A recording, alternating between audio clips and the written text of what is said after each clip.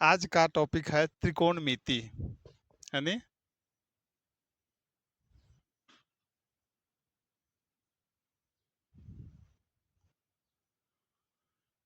त्रिकोणमिति।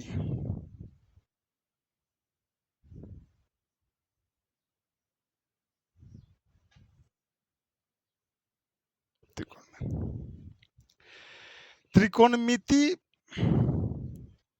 में ही एक शब्द है त्रिकोण।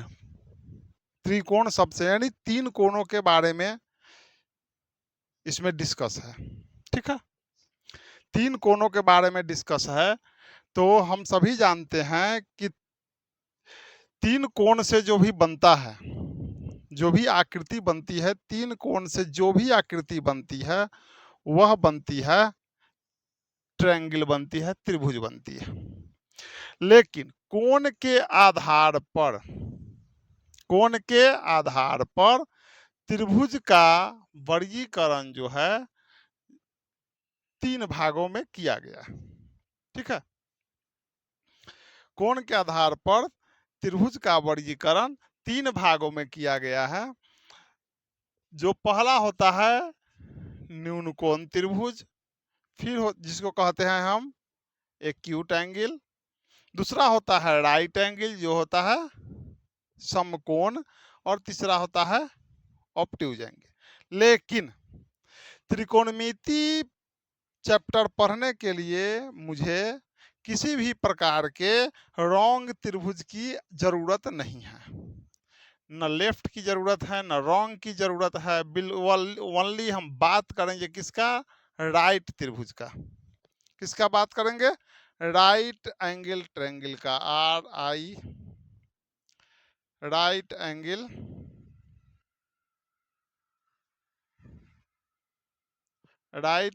ट्रायंगल का।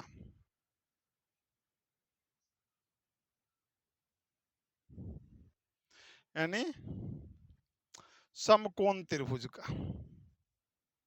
समकोण त्रिभुज का, राइट एंगल ट्रायंगल का।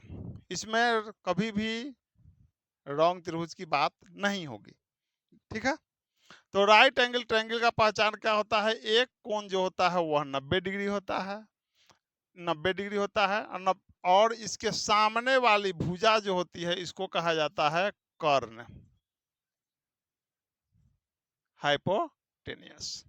ठीक है, अब बताते हैं कि अब इसमें लंब कोण होता है और आधार कोण होता है। जनरली अगर त्रिभुज देखेंगे तो जो खड़ा है तो उसको लंब कहेंगे, इसको परपेंडिकुलर कहते हैं, पी से सूचित करते हैं, और नीचे वाला को आधार कहा जाता है,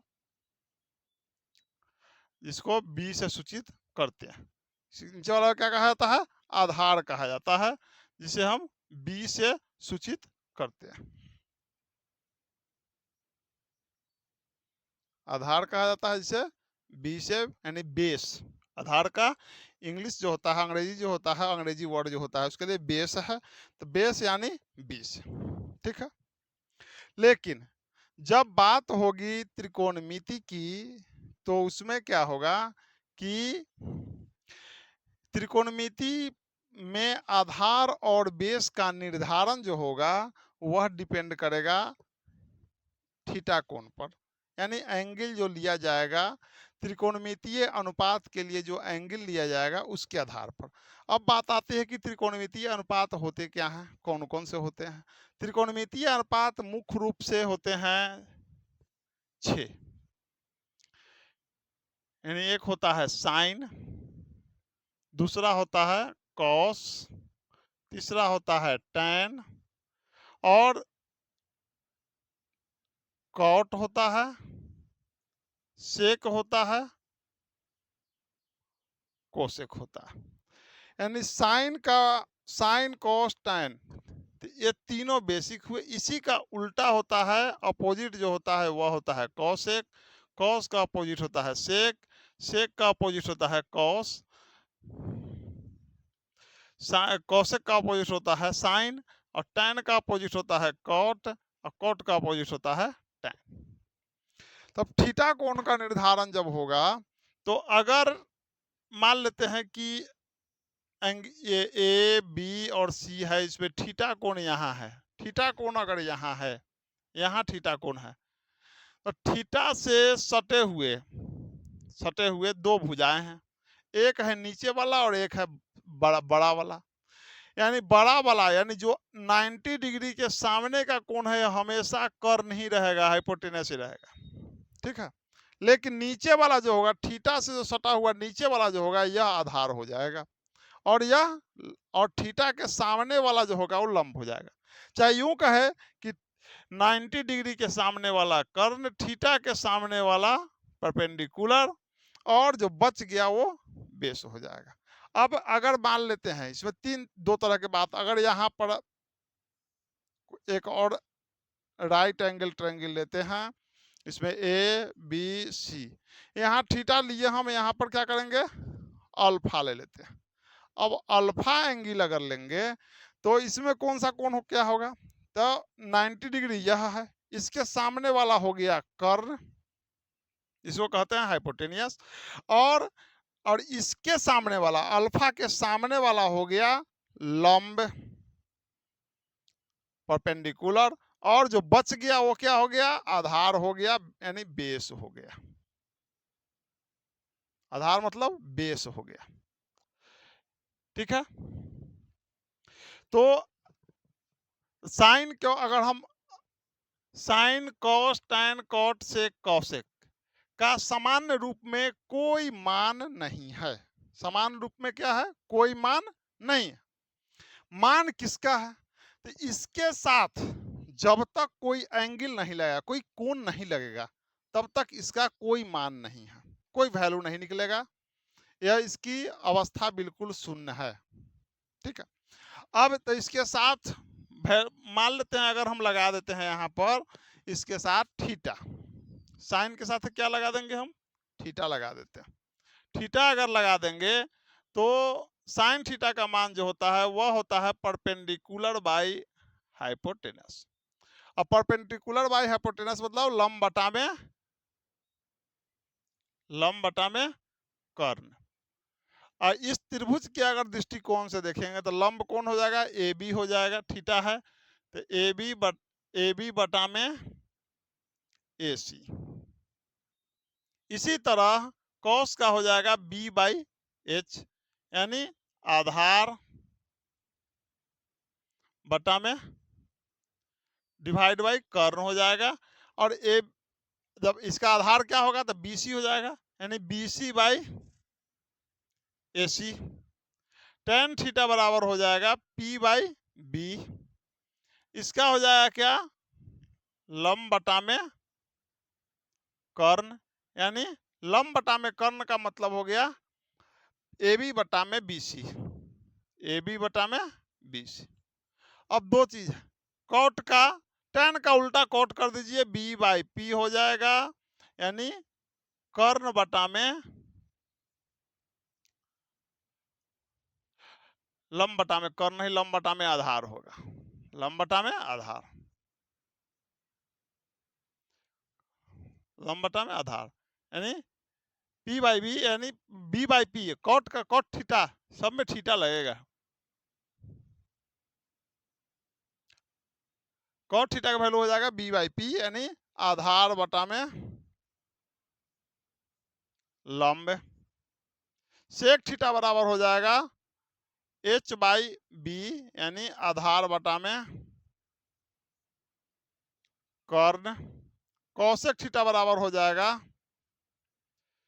H by P,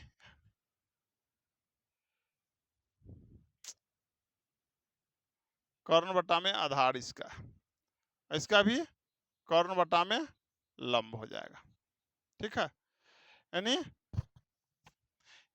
tan theta A B by B C, तो ये हो जाएगा बी सी बटा में ए बी, क्योंकि कर्ण बटा क्या आधार बटा लंब है, यानी आधार पहले बी सी तब लंब ए बी। ये भी है कर्ण बटा आधार, यानी ए सी बटा में बी सी। यह है कर्ण बटा में लंब, यानी ए सी बटा में ए बी, ठीक है। एक फॉर्मूला होता है जो हम सभी जानते हैं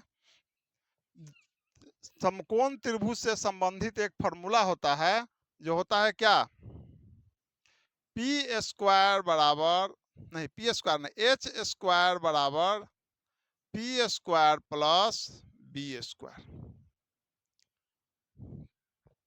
यानी क्या हुआ, अब इसी को थोड़ा सा डिराइव करते हैं फॉर्मूला को। एच इक्वल टू क्या हो जाएगा, root under P square plus B square.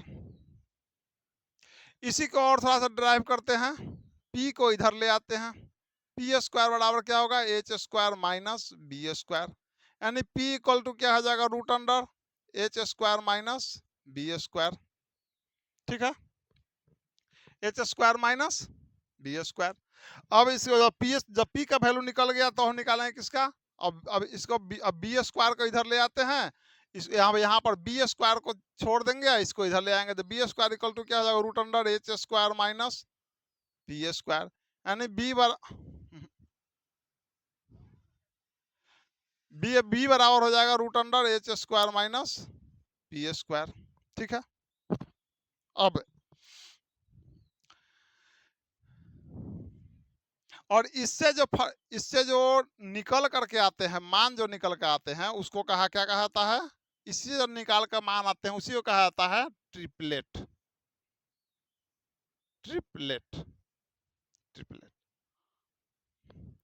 Triplet triplet क्या होता है, जैसे ट्रिपलेट होगा, अगर दो छोटी भुजा, एक 3 एक 4 है तो दूसरा क्या होगा, 5 होगा। यानी यह 3 है यह 4 है, चाहे यह 3 है यह 4 है तो यह 5 होगा।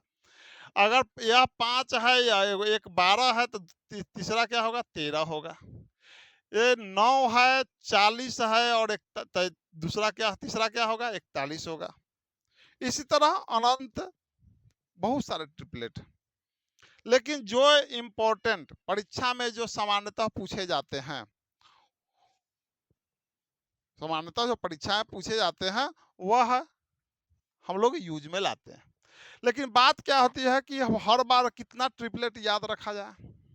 कभी कभी क्या होता है कि परीक्षा में ट्रिपल एज्यूम करना पड़ता है, खुद से मानना पड़ता है, सोचना पड़ता है कि इसका क्या हो सकता है, उस जगह दिक्कत हो जाती है।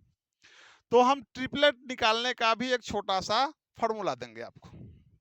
मान लेते हैं कोई एक संख्या, अगर यह 3 दिया हुआ है, हमको कैसे पता चलेगा कि यह 4 और 5 हो सकता है। 3 दिया हुआ है तो हमको कैसे एज्यूम करेंगे, तो इसमें दो चीज है, एक होता है सम संख्या यानी इवन नंबर, एक होता है विषम संख्या।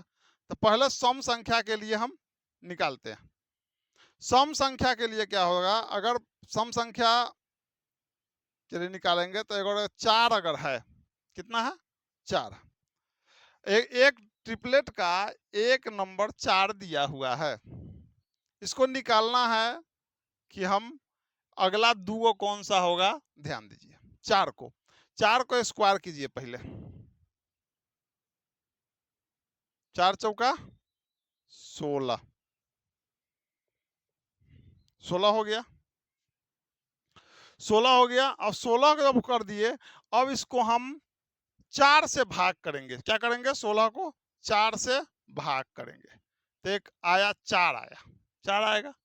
तो इसमें से एक बार में हम एक बार क्या करेंगे कि -1 कर देंगे तो 3 आ जाएगा, इसमें से +1 कर देंगे तो 5 आ जाएगा। तो क्या निकल आएगा, 4 3 5 हो गया। इसी तरह अगर 6 है, 6 का स्क्वायर करेंगे, 6 का स्क्वायर करेंगे तो कितना होगा, 36। अब 36 को हम 4 से डिवाइड करेंगे, कितना आएगा, 9। इसमें से एक बार हम 1 माइनस करेंगे तो 8 आ जाएगा, एक बार इसमें से 1 प्लस करेंगे तो 10 आ जाएगा। यानी ट्रिपलेट कौन बना, 6 6 8 10, ये भी बन गया ट्रिपलेट।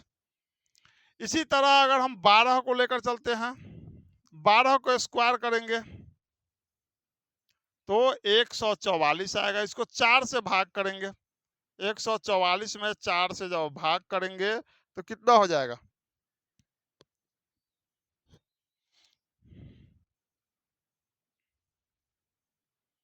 26 हो जाएगा। 4 तिहाई 12, 2 36 हो जाएगा, 36 हो जाएगा, 36 हो जाएगा। अब इसमें एक बार हम एक से माइनस करेंगे तो 35, इसमें एक बार हम एक क्या करेंगे प्लस ऐड कर देंगे तो 37 हो जाएगा, 37 हो जाएगा।